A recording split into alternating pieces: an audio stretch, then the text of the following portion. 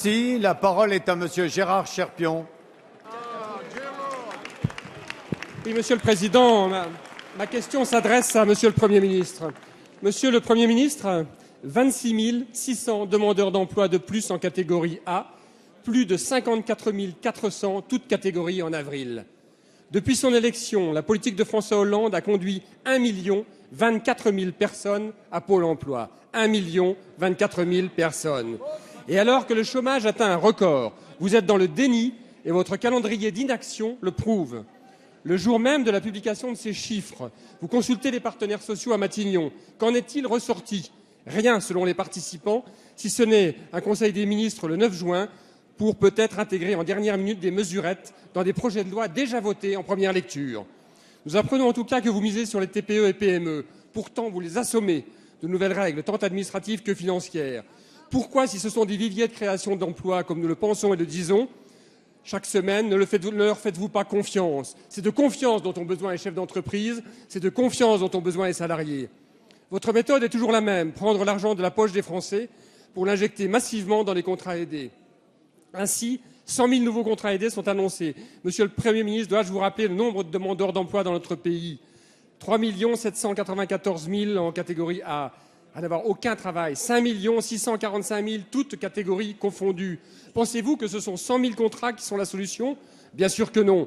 C'est un sparadrap que vous imposez pour masquer une augmentation de chiffres catastrophiques concernant notamment le chômage des jeunes et celui des seniors qui, inexorablement, continuent à progresser. Au lieu de gâcher l'espoir des Français, vous devriez réinjecter leur argent dans les entreprises qui sont les seules capables à créer des emplois durables et de la croissance. Alors, Monsieur le Premier ministre, vous aviez dit aimer l'entreprise. Prouvez-le. Quand allez-vous enfin sortir de vos mesures pansements et proposer aux Français des mesures courageuses? Merci. La parole est à Monsieur François Rebsamen, ministre du Travail, de l'Emploi, de la formation professionnelle et du dialogue social. Merci, Monsieur le Président, Mesdames, Messieurs les députés, Monsieur le député Gérard Cherpion. Effectivement, votre question n'englobe pas, comme l'avait fait le député Fromentin tout à l'heure, les raisons des difficultés auxquelles notre pays est confronté. Cela a été fort bien rappelé par le ministre de l'Économie.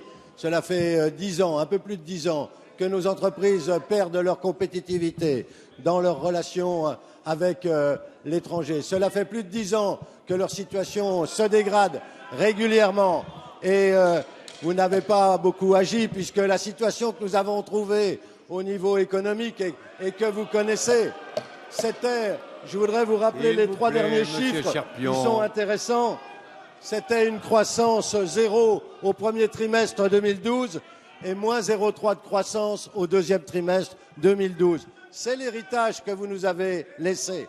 Et face à cela, le gouvernement agit dans une conjoncture qui est difficile. Avec le rapport de Louis Gallois, nous avons commencé à rétablir les marges des entreprises. Et les résultats économiques que nous voyons en ce moment sont le produit de cela. Ces entreprises rétablissent d'abord leurs marges, et vous le savez pertinemment, pour regagner des parts de marché. Et le décalage est là, avec le chômage et la création d'emplois. Alors pour lutter contre cela, bien sûr, nous prenons des dispositions et le gouvernement combat. Il crée aujourd'hui beaucoup de formations pour les demandeurs d'emploi. Il utilise les emplois aidés, c'est vrai. Et vous pouvez les critiquer. Mais quand j'ai regardé combien vous en aviez utilisé pendant le premier semestre 2012, où vous avez consommé près de 350 000 emplois aidés, vous êtes malvenu pour venir nous donner des leçons aujourd'hui. Merci, Monsieur le ministre.